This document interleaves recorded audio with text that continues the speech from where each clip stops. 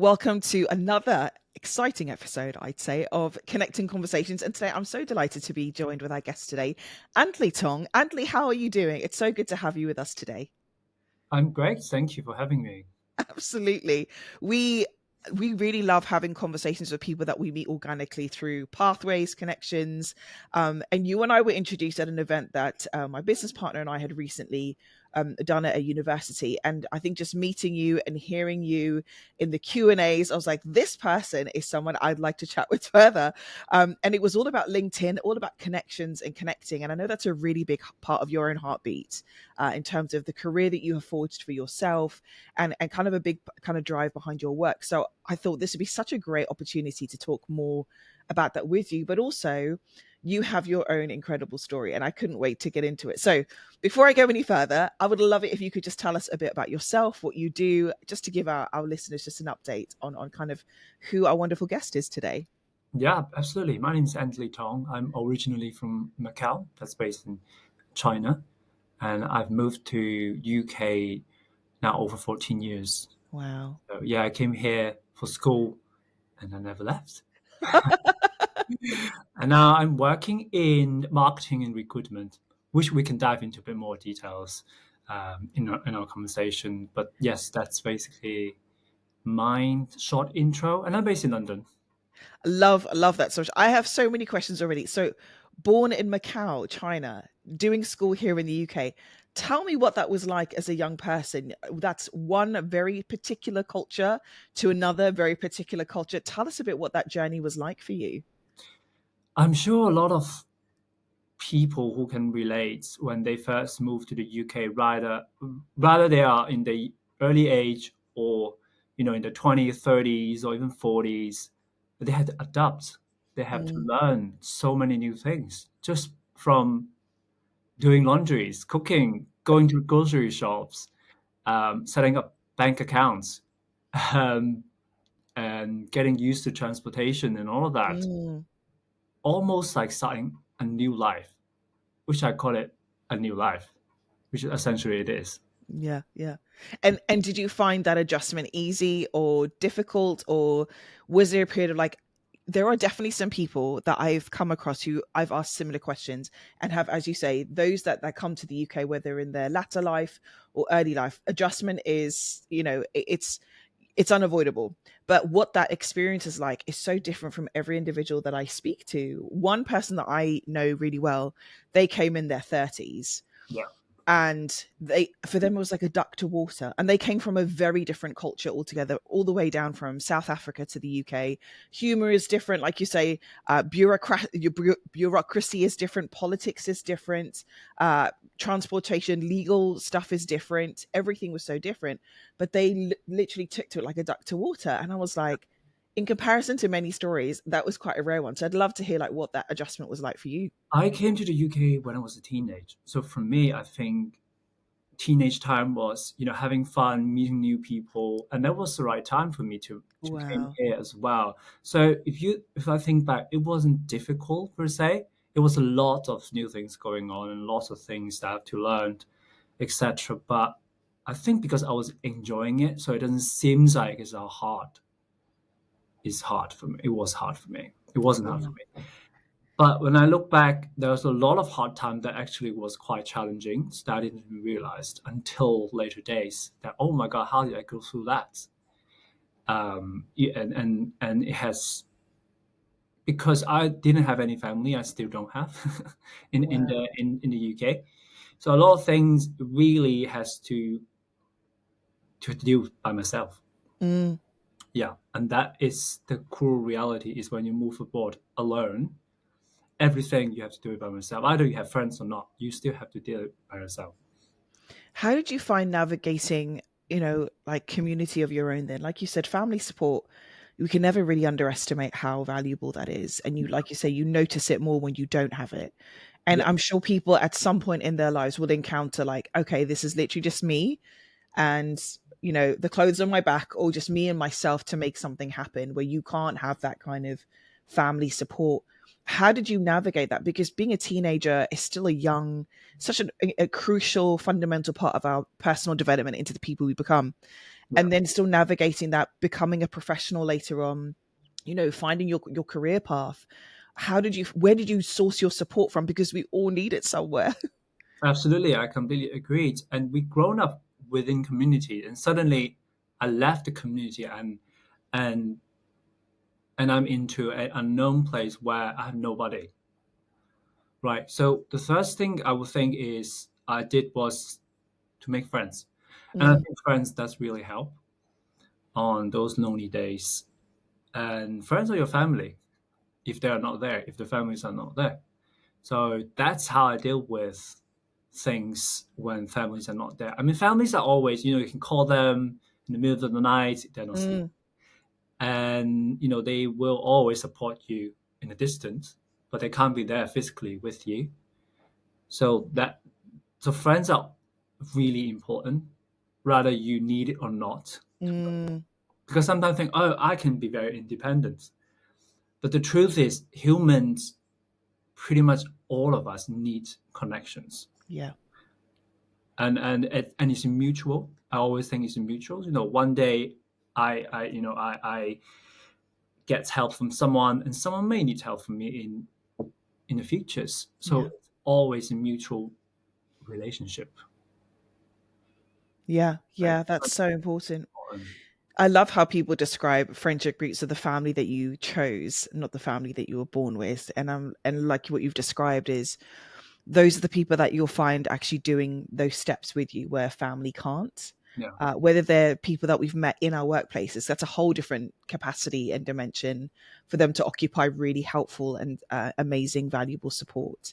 Or people that you live next door with, because literally they're going to encounter your life coming in and out of your home every day, and vice versa. And I never underestimate that. And like you say, connection is just so important. Is finding your tribe, because at some point it's not just the people that will support you, but you're in there because there's going to come a time when that's going to need to be reciprocated, and when you can have that mutual value. And I think particularly now in today's world, where I think life is a bit more complex, it's not as simple, I think, as it was maybe even in our parents' generation.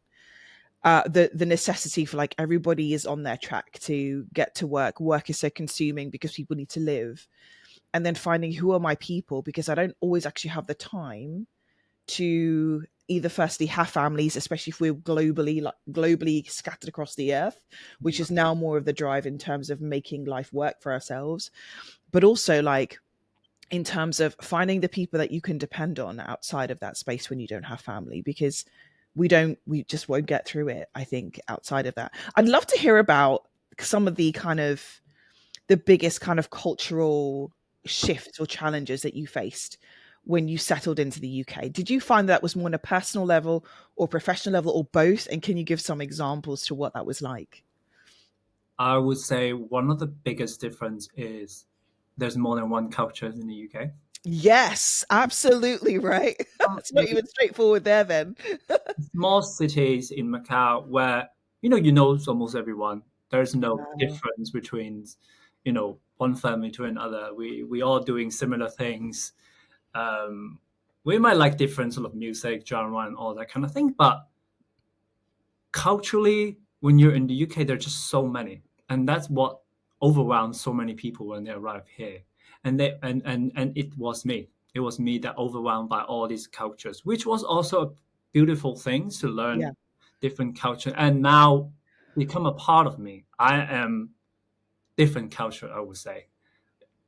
I lived in the UK half of my life, like I'm Mm, 30s now. So, and and and that was one of the biggest difference when I first arrived in the UK, and to understand, to learn, to know about all the different cultures. So even within the cities are very different, right? So I was in a college, and there were a lot of international students, and I started from there, and then going to do universities and mm, going mm. to workplace, and they're all very different cultures. So I that love that description so much. That's so true. Especially, I think if you're in the more metropolitan areas like major cities, London, no chance are you going to escape encountering so much diversity in different cultures. And that's where you live, in social groups, and especially in the workplace. exactly. Exactly, and I don't realize, there's so many culture, and it's really important in your daily life because you live with people, and the peoples are the difference, are the cultures. Rather you like it or not, you have to live with it. And from time to time, you understand the differences, and you get along with it Yeah, yeah. and be a And part of it as well. yeah, exactly. It is, and the connections, I think, going back to your amazing point earlier, is where you figure out more about there are so many layers even to our initial cultural identity Yeah, when it comes into contact with these diverse other cultures. yeah, Different parts of my culture will come to the fore more in comparison to when I'm encountering another culture on top of that. yeah, And that is such a fascinating process. I love it. I think that's so enriching. But it is amazing how I think UK, I think, is quite unique in how you see that on such a large scale with yeah. all of the different nationalities, all the different ethnicities that we find in modern Britain today, which is amazing. I think that leads in really well into kind of my next question, which is how has your sense of personal identity evolved since moving to the UK? And have you felt kind of either pressure or to adapt to it, to assimilate in certain kinds of ways? And how have you found that process? That is such a good question. I think it's very different from different people. For me, I have many phases. So let's say in college phase, university phase, and just out of college, and now I'm in the workspace for over 5 6 years now. Wow. We all have different phase, and I think depends which part you're talking about. But I think if we talk about early stage, um, I was trying to be different and trying to fit in, just like everybody else. I think when they first move in the country, when they're trying to get into new group friendships, and all of that, they're trying to be like them, trying to be Mm, what is popular. They will buy the same clothes, same brand that everybody else is buying, listen to what everybody is listening to. You go to the clubs and you may not know the music, but you pretend you know. But then later on, you will starting to listen to those kind of music to try to fit in into the culture that you live in, mm, the mm. group of people that you live in. And I surely had that phase, and I'm sure a lot of people who come to this country had one of those, stage in life. And I wouldn't say it was bad for me because at least that's my perception. I don't think it was bad, and I actually glad that I had those period of time where Mm. I completely dive into someone else's shoes, try to be someone else, or try to be the popular kids, etc. You know, and then sooner or later you find out that may not fit me, and that was my case. Like I didn't really like enjoy doing that. I didn't like doing this, and I move on. Yeah, But it yeah. takes times, and it takes times, and so does friendship as well. We talk a lot about connection, finding friends. That when you realize you are not in the same directions in life, that you grow different way, and so does as your identities. I would say you let go with some part of you, and then you move on to the next stage of you. Mm, mm, mm. For sure. I love that so much. It's so important to just acknowledge that I don't think anyone skips that process. It's like, how do I fit in? And I think whether it's changing country, and even like if you've grown up in the same village or the same city your whole life, Yeah. in the same environment, that whole thing of like, who am I? And fitting in with what is status quo or what's popular is something that we all have to encounter. It's just like finding your place. And I think it just feels when you go to a very different country, that process just enhanced like by 1,000. And Yeah. like you say, in a place like England, where you are not encountering just one, but multiple different cultures all in Yeah. the same mesh pot trying to figure it out, it has such a way on how we navigate that. And I think stunning, but also it can be quite daunting, and the challenges are underestimated. Have you felt that your cultural background has kind of influenced your approach to career and ambition or success? Like, is that the part of yourself that might be like, in certain areas, you feel like, okay, the Chinese part of me is 100% leading here in this context or in something else? I'd love to hear that from you. Um, yes, I'm sure. A big part of me. Well, it depends. Who am I? who am I speaking with? If you ask people, my friends back home, they were like, he's completely British now. He's so white. Wow. But for someone that knows me well enough, they would think they would say, oh, he's still very Chinese in certain way. Mm, So yeah, yeah. it's funny to hear that. For example, I'm very career driven. Mm, So if you ask me what is life balance, we don't have that back home. wow. It's like you work hard, you earn the money, and that's it. Like How what? does that impact lifestyle for people there? Like you said, that's a I huge wouldn't drive say here in a conversation all. in the UK. Nowadays are very different. Okay. If let's say my parents' generation, they work from morning until they sleep, Wow. and that's what their lives are like. There's no life balance per se. There's no such things. There's no concept back then. Mm, And it passes generation to the next generation. That you still have to work hard. You have to. There's so many memes online. You have to be a doctor. You have to be a lawyer. It's a stereotype, but still is ingrained in our value mm, that whatever we do, we always evaluate how important it is and plan things ahead. So, I studied marketing not because I loved it. I didn't know what I love when I, finished college. Who love what they love? exactly. They may have a few here and there passions, somebody like art, somebody like engineer, that sort of things. But that's just a concept that they think they love. But is it really practical? Is it giving you return on investment at the end? They don't know about that. I didn't Mm, know about it when I first graduated. So for me, my Chinese side comes in and like, okay, what actually can get me a job? okay. Study something that I am good at, but also valued by the societies, valued by the economies, valued by business, marketing. Because two things, I'm quite creative. I'm good at ideas, generating ideas, strategy, etc. So that is the marketing side comes in. But also there's the economic side, the commercial side, which is part of marketing. And that's Hmm, perfect fit. hmm. That's what I think I needed to do. And turns out I'm still doing it. And that's amazing. I love that you brought that up because I know exactly what you're talking about in terms of the stereotype, and we see all these memes on social media, and I feel a lot of that has in common with some very strong African backgrounds as well, or Indian backgrounds as well. Like, is it business? Is it a doctor, a lawyer, or they call it in African culture the big four? I can't. One is a lawyer, accountant, some from an entrepreneur or in medicine, somewhat like those are expected. If it's not that, then what are you doing with your life, kind of thing. Yeah. And I think the contrast in the Western world, particularly here, is like, what is it? You hear a lot more of a conversation narrative about, but what's going to make you happy? And I think that's a really starkly different kind of prioritization about how the navigation of like pursuing career choices might be really different with ethnic cultures. Yeah.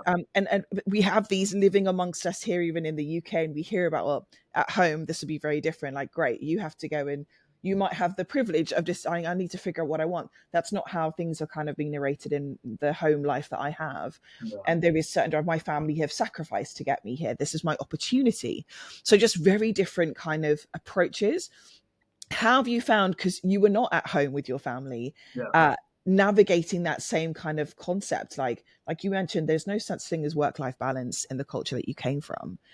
How did you navigate work-life balance, still trying to add economic value because the drive is still in there that is from your roots, Yeah. but also trying to figure out, where's the balance with all of that in terms of getting the best of both worlds? How did you find that? Yeah. That's a great question. How do people find the best way that work for them? Yeah, Is to just go for it. Like I love it. experiment it. Mm, I found I'm more creative sometime in evenings, sometime in the early morning. So everyone is very different, and you might not know yourself mm, 100%.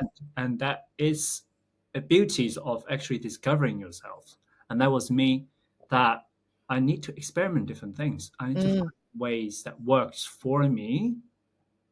And once it works, okay, let's go for it. And then for a while, we evaluate it if it's actually working for you.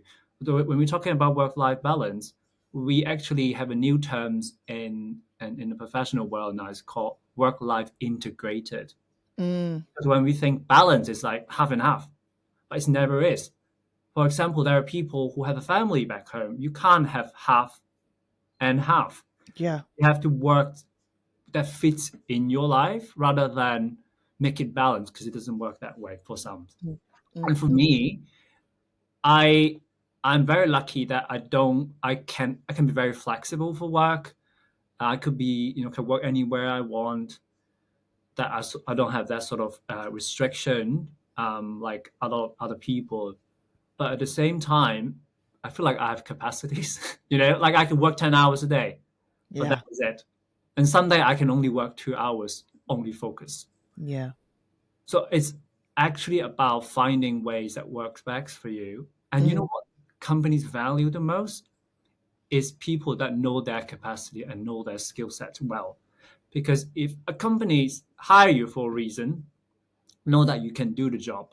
mm, If you can't even tell yourself that you're good at this, Y, and Z, and knowing what worked best for you, how could you do the job for your employer? So it's not just for yourself, but also it creates outcomes mm, for work, for a family, for your personal life, mm. just by experimenting yourself, Yeah. experiment, ways of working. Yeah, and you do have to explore that and, like you say, figure out, try and test what is the best way to move forward. I, That's I right. would love to know from someone that's come from obviously your background, and navigating the professional space here in the UK. Have you found that you've experienced any biases that are either subtle or overt that kind of shaped how you presented yourself on your career climb journey? And how did you overcome them?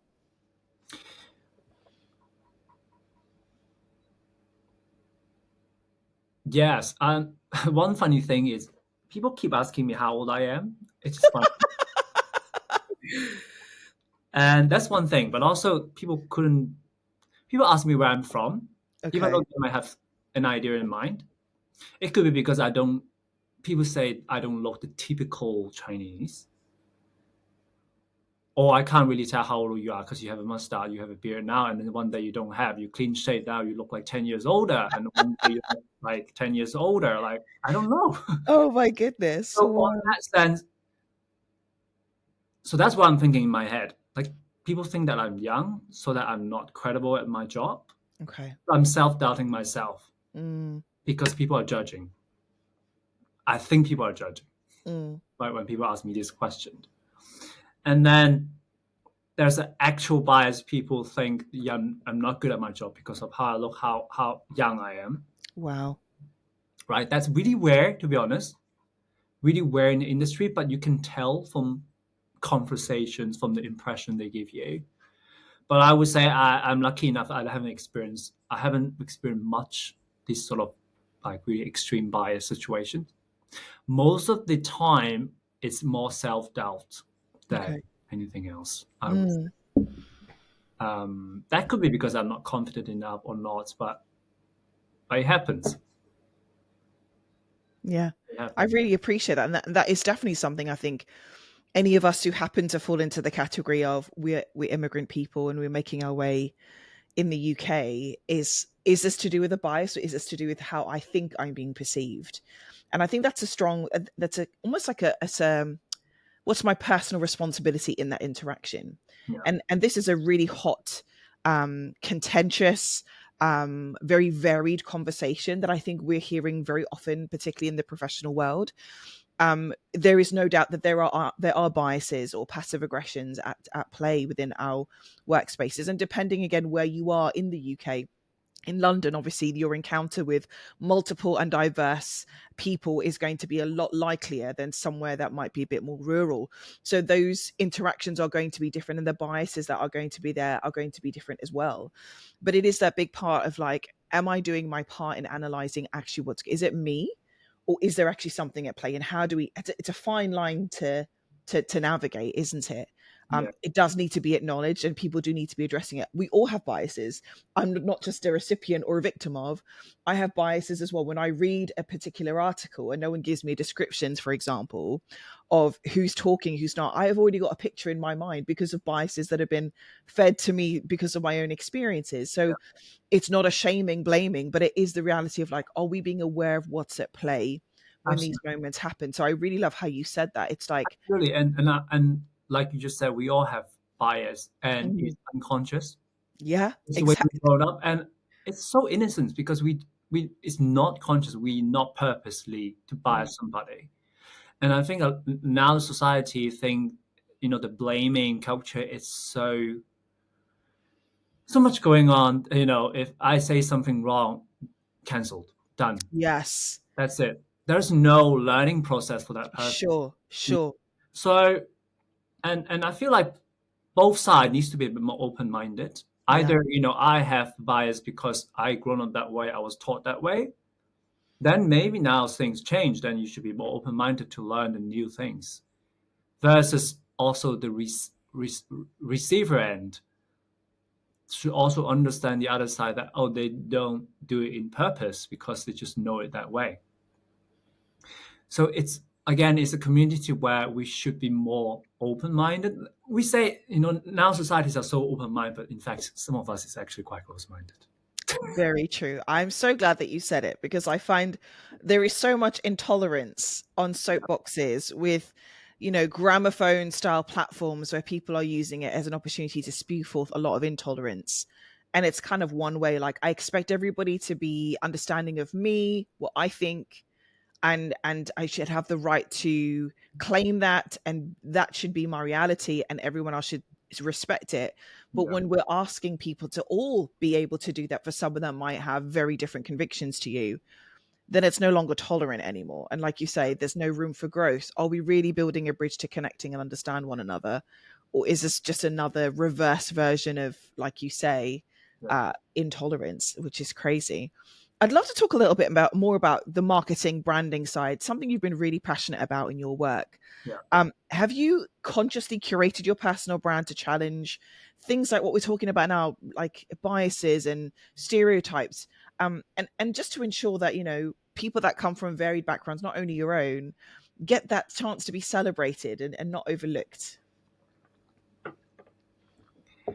Your personal brand is your story of life, not just professionally, but also your private life. Mm, And I would say it come quite organically of who I become. So does my career path. mm, So I said earlier I studied marketing, and then I ended up in recruitment somehow after I graduated. I worked as a recruiter. I was doing interviews. I was hiring people for companies. So I had a phase of recruitment. And then I didn't want to be recruitment. I want to get out of recruitment. And I was like, what can I do? How mm, can I utilize my knowledge in recruitment as well as my background in marketing? So I combined these two. mm, And now I'm working in a company where I really thrive. mm, It's my new role, and it's my role called employer brand, which is exactly combining marketing and recruitment together. mm, mm, So if you say this, it really come naturally because I didn't think that I will end up in recruitment and then doing marketing again and then combine these two. So if you look at people personal brand, it's literally their life journey mm, mm. because that is what uniques about that person, right? And that's what called personal brand. It should be unique. It should be a reflection of you. And so yeah, so it really comes naturally for me, and I'm really proud of what I do, and I like to share that. And actually, I like to share that to whoever also want to be in that career path. Yeah, I love that so much. And I think you've been listening to your journey and your approach with kind of how you've navigated that transition as an immigrant to the UK, finding your own pathway, integrating into society, and making your own kind of stance of how you've adapted and utilized your personal cultural identity for your benefit and as a strength in so many ways. What advice would you give to other immigrants also in the UK trying to build a strong professional identity while still trying to stay true to their cultural roots? Because even from what you said, you've done the adaptation, you've figured out this is kind of where I live now, and there is that it does require that responsibility to have an awareness and understanding. If I'm going to do well here, there is that level of compromise that has to happen, but you haven't lost some of the really strong, really beneficial assets that come from your personal cultural roots. How would you encourage other UK immigrants to kind of navigate that? Before you look at yourself, look at around you. Mm, Look at who you hang out with. Look at your friends group. Look at the people you work with. There's a saying that the people that you hang out with, it's a representation of yourself. Because, um, that's your friend, and that's you have mutual common ground with each others. So look at what people do. Are they working in similar industries? Are they having similar habits? Or are they having completely habits that you're not doing? So you're looking at the people that you're sharing your daily life with, yeah. and then starting to figure it out. Ooh, that's the people that I hang out with. Why am I Mm, not getting anything out of it? Because these are the people that you hang out with. You should, I wouldn't say take advantage of, but mm, mutually benefit from it. yeah. There are people that are good at certain things. Why don't I learn from them? Mm, People that are really good at certain things, or are really known in their industry. Why don't I get some advice from the other people if I wanted to? So why not just utilize your community a bit more? And then looking at yourself, what I really enjoy, what I really like, and then start picking the resource, because the resources are out there. You can learn literally anything online. you can. You can. There's a video teach you how to be a billionaire. Are you a billionaire? Are there a lot of billionaire now? Mm, Maybe.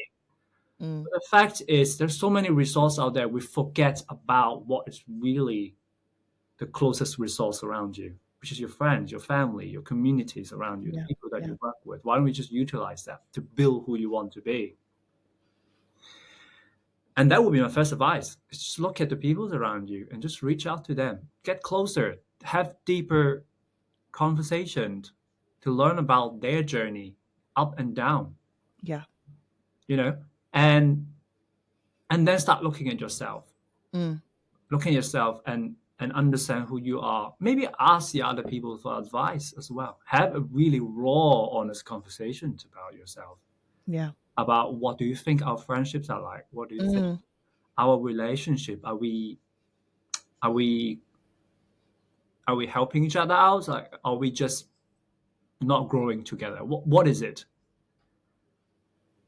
And then go from there. mm, mm, Because personal brand is a journey, it's a story of yourself, but also what is around you. yeah. Because if your friend couldn't even tell what you're good at, then you have a problem.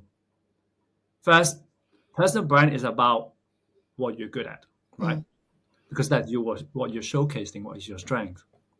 And it should be known by a lot of people. right. If the people that you're closest with couldn't even tell, then there's a problem. Maybe you're not showing it enough, or maybe you just haven't found it yet. So let's start from there. Let's start with reaching out to the closest people around you. Such great advice. I love that so much. And such a simple thing. I think we take that for granted so much, but that is like the building blocks to actually understanding that branding journey is to do that. I think that makes so much sense. I think just to go a little bit wider, my next question would be like, how can companies and industries do better at kind of embracing diverse personal brands and cultural Mm. identities? I think we it's a big conversation. We're always trying to, a lot of our work is to address that. That's what we're here for. but there's such a long way to go. And from your experience and what you've seen and your encounter with your professional journey, what would you think companies, industry could do to kind of help that process along a bit better? Supportive. Mm, I think it really depends on not just the company, but also the team that you work in, your managers, your direct manager. Every team is very different. Even though we say, oh, there's a company cultures here and there, but in fact, every team has its own cultures. Every manager has their managing style, leadership styles. So it's very different from team to team, and you have to look at that team. Are they very supportive on the things that you do outside of work? And that's one way of motivating your team is to be supportive in the right way. And you could be a manager who just dedicated work and manage their workload, versus you could be a leader. You could mm, start from doing things and supporting them to do the things that they love. I think yeah. there's two ways of managing your team. And And yeah. And I'm lucky enough that I'm in an organization and I'm a team where they're very encouraging things outside of work, and that's how, as an employee, as an individual, grow, not just doing the job, but also grow outside of your work.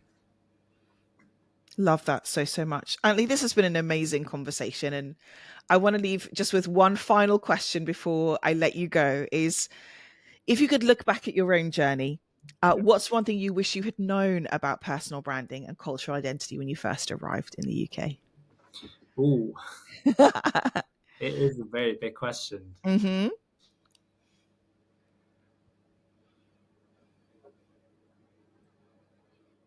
I recently speak with senior members in the team, and I found it really useful. And he taught me one thing: it's there's always another chance in life. Don't think the next thing that you're going to do is the only chance. Mm, If it was an interview, or if it was even a pitch for business opportunities, or whatever it is, or going to career fairs, there's students that are so scared to speaking with strangers. This is not the only chance. This is probably your first time. There will be so many opportunities coming to you.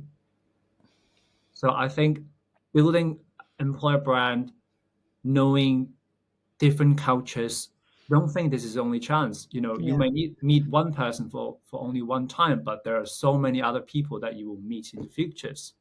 So why don't we just use it as a learning path and a step to the next? That is pretty much a mindset that I didn't have, and now I have it Mm. because I've done it all. Well, not done it all, but I've done it. Yeah, that is so good. Like I think it's opportunities are not one and done. We have to look for them. We have to be open to receive them. And like you say, start with the people around you. Your network is already there sometimes. It's just about tapping into them with intentionality.